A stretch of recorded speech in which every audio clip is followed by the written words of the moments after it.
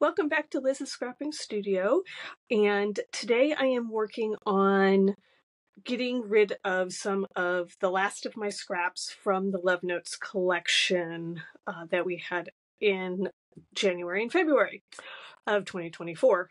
Hard to believe to say 2024. Seems like strange how fast time flies. Anyway, these are the scraps that I have left from creating the 16 cards from the Love Notes card workshop, and two layouts that are similar to the layouts that are part of the scrapbook workshop.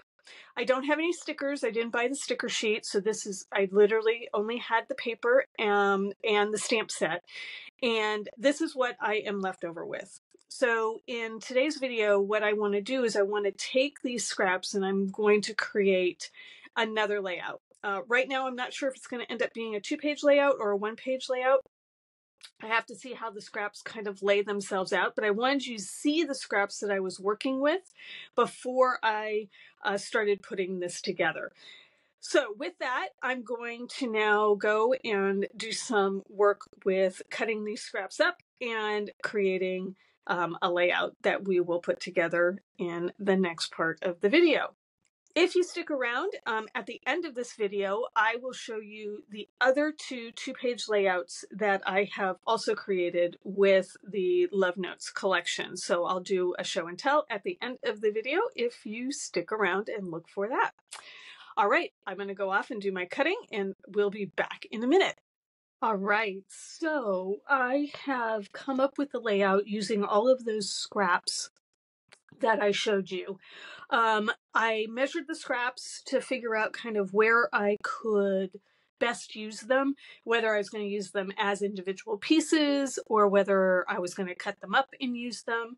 And it turned out that I could use the most of the scraps by creating these 1.5 by 1.5 inch squares for the most part. And so that's the direction I ended up going, and then creating this diagonal pattern.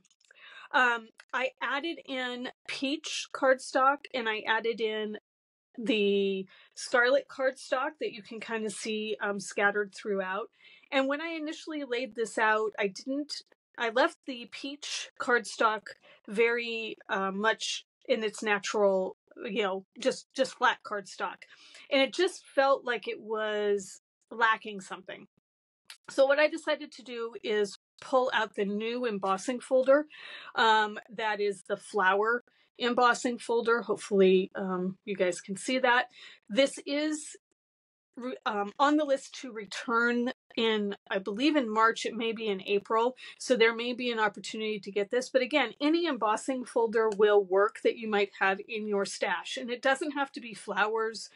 It could be any kind of embossing folder. And all it does is just add a little bit more dimension to those cardstock pieces. I'm not going to do it on the scarlet pieces. I only did it on the peach pieces, and I did both the light side and the dark side. So I did a couple of them, and then I just switched out whether or not I was using the light side or the dark side of embossing. And I still have a few more scarlet pieces that I can play around with as I put this together. So what is really left after that is this little bit of scrap. And this could go on a card if I was so inclined to make a card with it. There's certainly enough there to get at least one card out of. Or I am going to be very happy with what's left here just to throw away. So that's kind of where I ended up. And I was able to get this 2-page layout. Now, this is not put together yet, so I'm going to still put this together. And the way I got this to spread to the 2 pages, obviously using those smaller squares that I can span across, filling in with cardstock. And then the other piece that I have here is a shortbread piece that is going to create a bigger landing space for these pictures. And I have backed all of my photo placemats with the scarlet cardstock as well.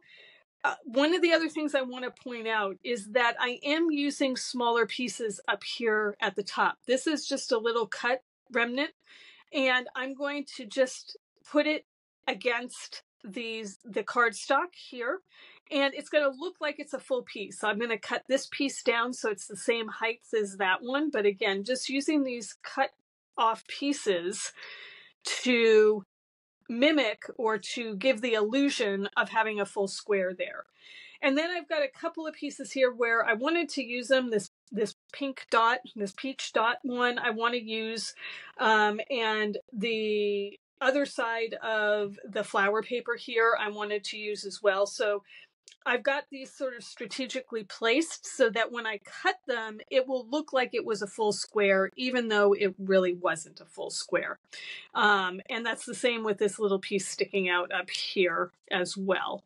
So those were some of my ideas here. I am using the zip strip, the flower zip strip that was left to go along the border here. And then I'm going to actually probably ink up this piece of shortbread just to give it a little dimension. When I cut it, I'm gonna lay this first. I'm gonna cut it, and I'm gonna bring that piece over onto the right hand side of this layout as well. The only other thing that I had left was a very a 12 by 2 inch square or 12 by 2 inch rectangular piece that I didn't feel fit with this layout, and so I ended up putting it on one of the other layouts that I created, and I'll show you that again at the end. So what I'm going to do now is I'm going to go adhere all of these pieces down now that you have an idea of what it is that I created, and I will come back and do the last assembly with you on air. All right, so I've put the left side of this layout together. I have adhered my pictures down with 3D foam tape. I have inked up my shortbread, and I've laid out my squares. Now, I've eyeballed this, and so there's different gaps between these things, and I'm okay with that. But if you are a person who needs it to be more precise, then you can certainly measure the gaps between the various different pieces, etc., to make it more uniform for you if that's something that concerns you. So this piece of shortbread here is 6.5 by 12 inches. I laid it on a diagonal. I cut it off, and then I adhered the triangle that came off of this piece onto the right-hand side. And so what I thought I would do is I'd walk through the process of adhering the right-hand side so that you could see what I was doing. So just moving this into frame. So I did want to use the shortbread piece on the right-hand side a little bit more than what was here. I didn't want to have more rows of squares. A, I don't have enough squares really to fill up the space, and B, I just felt like I needed some more space for the eye to rest. And so I am using the light side of shortbread, and essentially what I did is I took my shortbread ink, I took an ink dauber, so just a standard ink dauber, and I went along the edges to get some color on the edges. So this gives depth to the paper, so it looks like it's got more dimension when you lay it down on a piece of white paper. I do tend to use white paper as my bases. I like the white. I will try to add black sometimes with my layouts as well, just to give it some grounding. I tried that with this layout using black mats with the pictures, and I just felt like it was too harsh. And I'm going to just lay this down. I don't need to ink up this whole thing because it's going to get cut off. So I'm just laying it down to see if I went down far enough. And when I did the black mats on the picture placeholders, it was just not right. It just didn't look right, which is why I ended up with the scarlet mats instead. I felt like it just blended better. It didn't add as much contrast, and I felt like that just went better with this layout. The other thing that I'm going to need to do with this layout, which probably will not happen on this video, is I need to come up with a title. I will say that titles are probably the hardest thing for me to do. Sometimes I will leave them off of my layouts until I actually go to use them, and I can look at the pictures and I can decide what is the best title for that layout. So again, you don't have to put a layout or a title on a layout right away. You can add it later. And make it go with your pictures. All right, so I've got this all inked up. You'll notice I have some smaller pieces here that I'm using, not complete squares. So again, using that, I've got a square here that has a little piece cut out of it from a die cut that I was using. And so the reason why I need to lay this down is I want to start my first row at the top edge of this piece.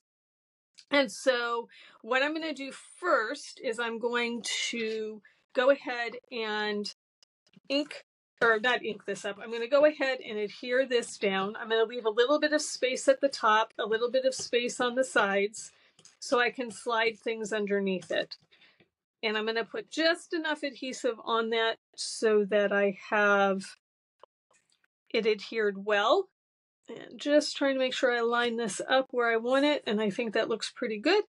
Okay, and then we're going to start with this first row, and we're going to put this down, and then that will be our guide for the rest of the rows. So I'm going to just butt this piece right up against this the shortbread, and I'm sliding it under, so I'm hiding that little cut piece underneath the other piece of shortbread. And I want to make sure that, again, I'm hopefully fairly straight at this point, but I might not be. I did not measure anything, so this angle might be slightly off. And again, I'm just eyeballing the spacing between these squares. But then once I get this done, then I'll be able to do these other rows. Excuse me. One of the other tricks too, when you're doing a layout that has a lot of pieces on it like this, is that you can take a picture with your phone, and you can then use that as your guide for your layout, so that once you've got it laid out the way you like it, just having a reference to go back to for where these pieces all go can be really, really helpful, so that you put it back the way that you liked it the first time. Again, I could pull out a T-square as well, and I could lay that so that I make sure that I'm getting these straight. I am not worrying about that, honestly, at this point. I am just doing some eyeballing, and I might move a couple of pieces here and there to make it work. But again, I'm not a perfectionist when it comes to these. I just want to make sure that essentially my angles are the right way. I can't remember which side I was going to use, but we're going to go ahead and use this side here. I just want to make sure that my lines are fairly straight here. Okay, so now we're going to come over to this piece, and we're going to start right up against that. So this row is going to start right up against that shortbread piece. Again, we're going to add in, and I am doing a staggered pattern, meaning that it's more like a brick pattern where I'm not lining these up exactly. I'm offsetting them. Now this is a shorter piece, so this I have to play around a little bit with how far I want it underneath that piece of shortbread. So I'm going to leave that. And then again, this is a way that you can use up those smaller little bits that you might have that maybe just don't fit anywhere else. You can't use them for anything else. But in a layout kind of like this, you're able to reuse those little pieces because you're hiding them underneath. This one I'm going to hide just a little bit more underneath. And I might have to play with that a little bit. We'll see here. Yeah, I think we're gonna play with this one a little bit. I think we're gonna have this one come out just a tad bit more. So we'll go like that. And this piece is a little bit long. So this piece isn't a 1.5 inch long piece. It's obviously very narrow. It's not a full square. So I'm gonna just come and I'm gonna cut this at 1.5. So that dimension is the same dimension as those other ones. And then I'm going to put that underneath. And I want the light side here. So again, I'm going to just put that underneath here. And then I may go ahead and add, I think I'll add one more square right there. So it's always good if you've got cardstock like this, that you can use it as a filler, kind of like I did. I'm not going to worry about going all the way over to the right, and I'm not going to worry about filling in this spot here. Reason being is that if you look, I've got an open square here, or an open spot here, and I've got an open spot there. So again, I'm not trying to fill everything in. I'm just trying to have the same feeling of the squares and the movement of those squares in various different directions. All right, so now we're going to turn this over and we are going to go ahead and cut off all of this overhang. So all these pieces that are hanging off the edge, we're going to trim those guys up. And we might have to go back and put a little bit more adhesive, potentially, just sort of depending on the on how well I did with matching up. Like I can tell right now that there's not enough adhesive here at the edge. So I'm going to just go ahead and lift this up a little bit so it'll make my cutting a little bit easier. And I'm going to adhere that down just so that it's a little bit more sturdy. All right. And then we'll cut off these edges like so. Almost done. Got one little corner here. All right. So now we've done that. We're just going to check it, just see if there's any spots where we need any other adhesive. Nope, I think we're pretty good. Okay, so now that we've done that, we can bring in, again, the second layout, or the left side of the layout, so you can kind of see how this goes together. And we need to put on the strip down here at the bottom, the zip strip, and match that. So we're going to add that. And then we can add our pictures to this as well. So just lining that up like so. And I've got 4 pictures here.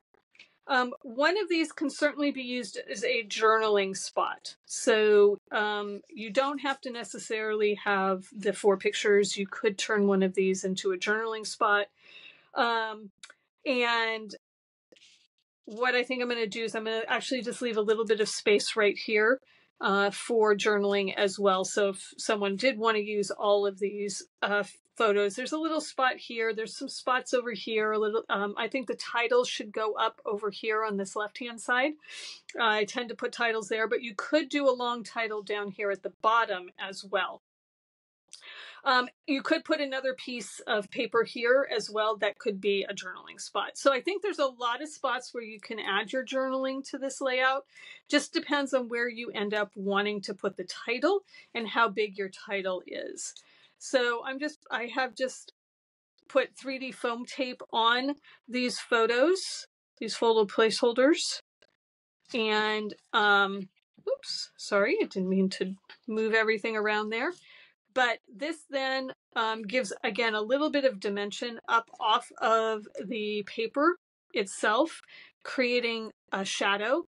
And that really helps because this is rather busy. Probably more busy than I normally would do, but it does that. I do think that the shortbread and the white are grounding it enough that it's not overly taking over the photos in this case. All right. And we'll put this last one on. I also am not sure that I need a whole lot of embellishment on this. So embellishments are probably going to be pretty minimal on this particular layout, just because I do feel like with the embossing that we did on the actual cardstock and the number of patterns that we have here, that we probably have enough going on that we don't need to add anything else. Having spaces for the eye to rest is really helpful. And I do feel like there is movement enough, moving people's eyes across the layout, personally for me. All right, so we are now done with this layout, and hopefully you got some ideas on how to use up your scraps when you're working with with particular kits or things that you have left over. Now I do have some leftovers still. So this is still what I have left over from this particular paper pack. This is it. This is what I've got. So I've got one square left that I didn't use. I've got a couple of long strips, and I've got a bunch of tail cuts that are left. And if I throw this away, I am perfectly fine with that. This is not a lot of paper. I feel like I got my money's worth out of this particular paper pack. Remember, I had one paper pack. I created 16 cards, and I have now created 3 layouts, 3 2-page layouts using one paper pack and cardstock. And this is what I have left from that process. All right, so let's take a look at the layouts that I have. So this is a layout that was designed based off of the scrapbooking workshop that came with, or that was part of the Love Notes collection.